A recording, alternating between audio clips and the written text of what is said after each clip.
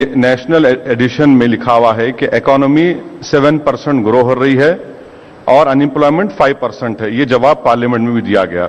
मनरेगा की आप बात करते हैं, ये सरकार डियरनेस अलाउंस 20% बढ़ाती है और मनरेगा में 1 रुपया बढ़ाती है, और 1 रुपया बढ़ाती है तो वर्किंग डेज कम क्यों करती है सरकार ये, और पैसे स्टेट को रिलीज क्यों होती है? ये डिमांड ड्रिवन स्कीम है, उसको रोक क्यों देते हैं? तीसरा, आप कहते हैं पत्थर मार रहे हैं, पाकिस्तान कर रहा है, तो क्या आप मैं खुश हूं कि आप अपनी नाकामी का इकरार कर रहे हैं कि आप पाकिस्तान को कामयाब कर रहे हैं कश्मीर में, इसलिए कि आपकी सरकार है। आप क्या कर रहे हैं वहां पर? अगर वो पत्थर मारे तो पाकिस्तान से पत्थर नहीं आ रहा, आपका एलिनेशन, आपके गलत पॉलिसीज, आपका डिप्टी चीफ मिनिस्टर। और हद तो ये हो गई मैडम कि कश्मीर में इन्होंने कहा था, बल्कि इनके बुजुर्गों ने कहा था कि एक कॉन्स्टिट्यूशन रहेगा, 2 कॉन्स्टिट्यूशन नहीं रहेंगे, 2 झंडा नहीं रहेगा। नागा फ्रेमवर्क ऑफ एग्रीमेंट में क्या कहते हैं कि शेयर्ड सॉवरेनिटी। आप हिंदुस्तान की सॉवरेनिटी शेयर कर रहे हैं नागा से, यह आपकी हिंदुस्तान से मोहब्बत है? संबित, क्या ये मोदी सरकार की विफलता है कि पाकिस्तान बर्बरता के लिहाज से आगे बढ़ रहा है? हम पाकिस्तान को कहते थे एक सिर काटोगे 10 सिर काट के लाएंगे, क्या वो हो रहा है? और दूसरा, पत्थरबाजी को लेकर ओवैसी साहब का सवाल है कि क्या ये हमारी विफलता नहीं है अगर पाकिस्तान उन्हें पैसा प्रोवाइड कर रहा है और उस पैसे के बल पे वो पत्थर? आप भी दे दीजिए पैसा। मैं इसका उत्तर दे रहा हूं। पहली बात तो है, आप ये कहते हैं हमारी विफलता है।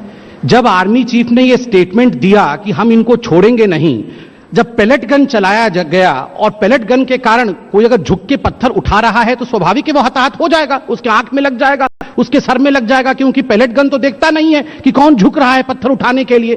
तब मुझे माफ करिएगा, ओवैसी साहब जैसे लोगों ने कहा पेलेट गन बंद करो, इन जैसे लोगों ने कहा कि नहीं ये तो एलियनेशन के कारण हो रहा है, ये तो इनको एम्प्लॉयमेंट नहीं मिला, इनको नौकरी नहीं मिली, ये बेचारे बच्चे इसलिए पत्थर फेंक रहे हैं। 4 दिन पहले जाकिर मूसा का एक वीडियो सारे न्यूज चैनल ने दिखाया, आप लोगों ने भी दिखाया। वो जाकिर मूसा क्या कह रहा था? वो जाकिर मूसा कह रहा था पत्थर फेंको, पत्थर फेंको हिंदुस्तान से कश्मीर को अलग करने के लिए नहीं, पत्थर फेंको इस्लाम के लिए, पत्थर फेंको कैलिफेट के लिए, पत्थर फेंको किस प्रकार रेडिकलाइज करना है उसके लिए। और उस समय ओवैसी साहब निकल के कहते हैं याकूब मेमन को फांसी इसलिए दे दिया क्योंकि वो मुस्लिम था। देखिए, जो सवाल संबित की बात से निकल करके आ रहा है वो सवाल ये है याकूब मेमन का अगर मैं शेम बोल रहे हैं तो जस्टिस शाह ने क्या कहा, जो लॉ कमीशन के चेयरमैन थे, उनका बयान पे शेम नहीं बोलेंगे आप?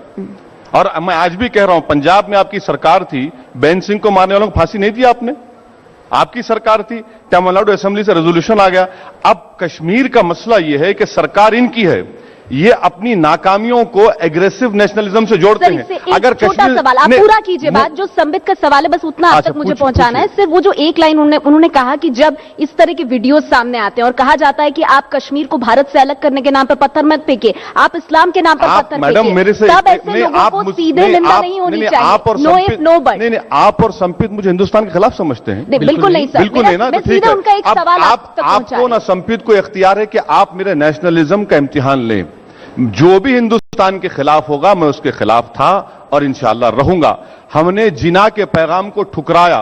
संपित इंडियन बाय बर्थ है, मैं इंडियन बाय चॉइस और बर्थ भी हूं, हमें उनमें फर्क है। दूसरी बात यह है कि संपित के बुजुर्ग आजादी की लड़ाई में हिस्सा नहीं लिए थे। संपित के बुजुर्ग महात्मा गांधी के कत्ल के बाद तिरंगे को और कॉन्स्टिट्यूशन को माने। हमने पहले से माना उसको।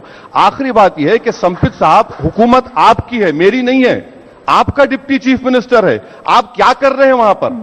आप क्या कर रहे हैं वहां पर? संबित, मैं अगर जो बात ये सवाल तो हम आपसे करना चाहिए, मैं उसको एक लाइन में अगर क्या कर रहे कर दूं, हैं? आप नाकाम साबित हो गए। कश्मीर की अशांति क्या बीजेपी की राजनीति है या बीजेपी की विफलता है? पहले बुजुर्गों का हिसाब किताब होगा, क्योंकि बुजुर्ग आए हैं इस डिबेट में, मैं लेके नहीं आया, उसके बाद बाकी प्रश्न होगा। पहली बात है, ओवैसी साहब ने कहा कि वो बाय चॉइस इंडियन है। ओवैसी साहब, मैं हाथ जोड़ के बोलता हूं, जनता बैठी हुई है, देश सुन रहा है, कोई और चॉइस था क्या? हिंदुस्तान से सुंदर देश। मैं आपको पूछ रहा हूं, मैं आपको आज पूछ रहा हूं, आप हिंदुस्तान की जनता को जवाब दीजिए। आपने कहा बाय चॉइस आप इंडियन है। मेरे पास कोई चॉइस नहीं है, ये मेरी मिट्टी है, मेरी मां है, मेरी मां के सिवा दूसरा कोई चॉइस नहीं है। आप बता दीजिए, आपके पास 2 माएं खड़ी थी, आपने इस मां को चुना, मेरे पास तो मेरी एक ही मां थी, मेरे पास 2 मां नहीं हो सकती। दूसरी बात, मैं आपको आपके बीच में मैं सुना आपको, मैं कंप्लीट कर लूं। दूसरी बात, लेके फिर दूसरी बात पे आ जाऊं। बुजुर्ग की बात कही गई। ठीक है, फिर मैं मैं आज यहां पे सीना ठोक के कह सकता हूं, मेरे बुजुर्ग इस मिट्टी के लिए मर रहे थे, खप रहे थे, उनका कंकाल इस मिट्टी में दफना है। मगर मुझे बहुत कष्ट होता है। आप लोगों के पास गूगल है, गूगल करिए राजाकार ऑफ हैदराबाद गूगल करिए, आपको इतिहास मालूम पड़ेगा इनके बुजुर्ग का। ठीक है, एक बहुत तीसरा मैं अंत कर दूं, सिर्फ खत्म कर दूं। ठीक है, बहुत सम्मान करता हूं मैं ओवैसी साहब का, पार्लियामेंटेरियन है। सबसे बड़ी बात है, इन्होंने कश्मीर की बात कही, पत्थरबाजों की बात कही। हम पिछले वर्ष 11 आईएएस सस्पेक्ट पकड़े गए थे हैदराबाद में। ओवैसी साहब वही व्यक्ति है, जब पुलिस उनको पकड़ के ले गई थी तो इन्होंने निकल के कहा था इनको पुलिस पकड़ के ले गई है क्योंकि ये मुस्लिम यूथ है और मैं इनको लीगल एड दूंगा। एक मिनट ओवैसी साहब, मैं चाहूंगी इस पर आप जवाब दें। सुनिए, लीगल एड देना संपित साहब के अख्तियार में नहीं है। लीगल एड देना कॉन्स्टिट्यूशन देता है, कॉन्स्टिट्यूशन देता है। साध्वी प्रज्ञा ठाकुर को क्या आरएसएस ने लीगल एड नहीं दिया? क्या साध्वी आरएसएस के आज भी नहीं दे रही है कर्नल पुरोहित को? इसीलिए दे रही क्योंकि कॉन्स्टिट्यूशन देता है। आप दुनिया की कोई ताकत किसी एक्यूज को नहीं रोक सकती। हमने लीगल एड दिया अजमल कसब को और दुनिया के सामने बताया। सुनिए, स्टेट ने दिया, स्टेट दे सकती है। सुनिए, मैं बाय प्रोफेशन लॉयर भी हूं, मैं किसी का भी केस लड़ सकता हूं। तीसरी बात, श्यामा प्रसाद मुखर्जी ने महात्मा गांधी के कातिलों के खिलाफ पैसा जमा किया था। बताइए, आप कंडेम करेंगे उसको?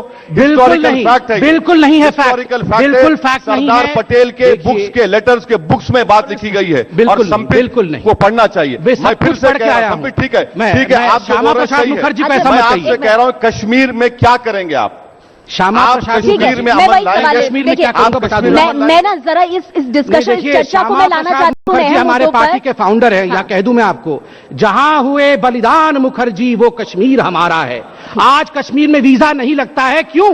क्योंकि श्यामा प्रसाद मुखर्जी वहां बलिदान होके आए, वरना कश्मीर में जाने के लिए वीजा और परमिट लगता था। जुड़ा मेरा एक सवाल, और जो जनता की तरफ से आया वीजा, ठीक है, अरुणाचल जाने के लिए वीजा, सब जवाब निकाल दीजिए ना, फिर निकाल दीजिए ना अरुणाचल। चलिए, आप दोनों ने अपनी बात रखी और जाहिर सी बात है आप दोनों ये कुछ मुद्दे हैं जिस पर कभी एक साथ नहीं होंगे। State sovereignty, framework of agreement. Owaisi साहब, थोड़ा आगे मैं आप ही का सवाल लेके आना चाहती हूँ। संबित सीधा जवाब चाहूंगी। ये सवाल दरअसल हमें ट्विटर पे भी मिला है, इसीलिए देखिए दर्शक भी हमारे, तो मैं सारे सवाल जोड़ के, कश्मीर में अशांति बीजेपी की राजनीति है या बीजेपी की विफलता, ये सवाल पूछा गया।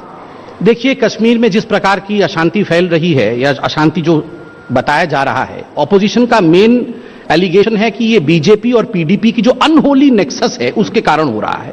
मैं आपसे पूछता हूं, आप जनता जनार्दन है, ये जो बीजेपी पीडीपी जब सरकार में, तो अभी जुम्मा चुम्मा 1.5 वर्ष से आई है, उससे पहले जब हमारी सरकार नहीं, 2 साल हो गया, चलिए 2 साल हो गया, मैं तो बोलता हूं 3 साल भी कर दीजिए, उससे पहले पत्थरबाज नहीं थे, उससे पहले जम्मू कश्मीर एकदम स्वर्ग बना हुआ था, उससे पहले कोई अशांति नहीं था।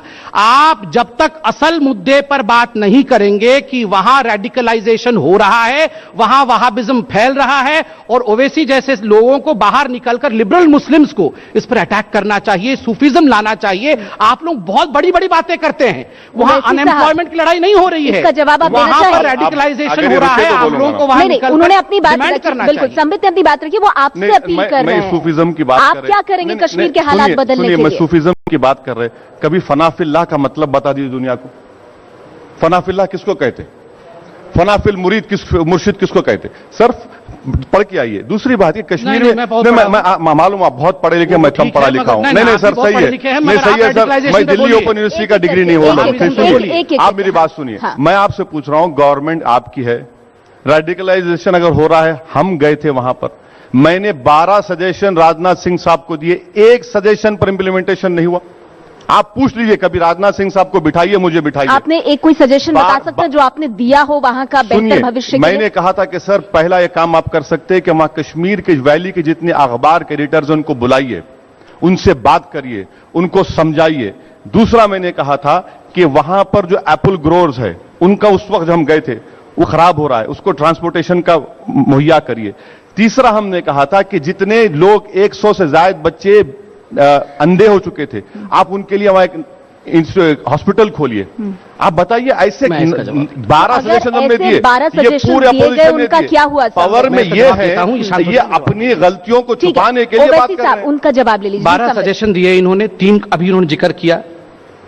राजनाथ जी जब गए थे पिछली बार, आप लोगों ने विजुअल देखा होगा, राजनाथ जी जब कश्मीर गए थे महबूबा साहब का मैडम के साथ बैठे थे, प्रेस कॉन्फ्रेंस भी की थी, उससे पहले एडिटर से भी मिले थे, नवयुवकों से भी मिले थे, एप्पल ऑर्किड्स जो लोग चलाते हैं उनसे भी मिले थे, किस प्रकार से ट्रांसपोर्टेशन होगा उस विषय में भी बात की थी। मैं ओवैसी साहब से एक बात पूछता हूं, आपने सबके ह्यूमन राइट्स देख लिए, जो बच्चे अंधे हो गए, जिनके ऊपर पैलेट बरसा, उनका देख लिया। आप मुझे आज जनता के सामने यह बता दीजिए, आर्मी के ऑफिसर ने 9 लोगों को बचाने के लिए अगर एक स्टोन पेल्टर को अपनी गाड़ी के आगे बांध के 9 लोगों को जीवंत बचा के ले आए, आप उसके लिए क्या कहते हैं? उनके ह्यूमन राइट के बारे में सोचा है कभी आपने कि आर्मी के लोगों का भी ह्यूमन राइट होता है? क्या बात दो तरफा होनी चाहिए? मैं इनका जवाब दे देता हूं। मैं इनका, देखिए इन लोगों का हिपोक्रेसी देखिए। यहां पर एक आदमी को जो वोट डालने गया था, हमारी डेमोक्रेसी को, इंडियन डेमोक्रेसी में जिसको कॉन्फिडेंस था, जिसने कहा कि भारत के संविधान को मैं मानता हूं, जिसने वोट डालने गया, उसको आपने ऊपर बांध कर लेकर गए। दूसरी बात, इनका हिपोक्रेसी, वोट डालने गया था नहीं, पत्थर डालने गया था। सुनिए दूसरी बात यह कि हम, गवर्नमेंट ऑफ इंडिया जाकर यूनाइटेड नेशंस में कहती है ह्यूमन राइट्स के बारे में, आप बताइए कि आप वो सा करेंगे? आप चलिए, मैं आपसे कहता हूं कि मारिए गोली, एक 2000 लोगों को मार के नॉर्मल सी कर सकते। दुलत ने क्या कहा? दुलत ने कहा कि आप आर्मी से मिलिटेंसी को कंट्रोल कर सकते, खत्म नहीं कर सकते। आपको ये मसला आपका है, आप पावर में हैं, हम पावर में नहीं है। मेरा हक है कि आपसे पूछूं कि 2.5 साल में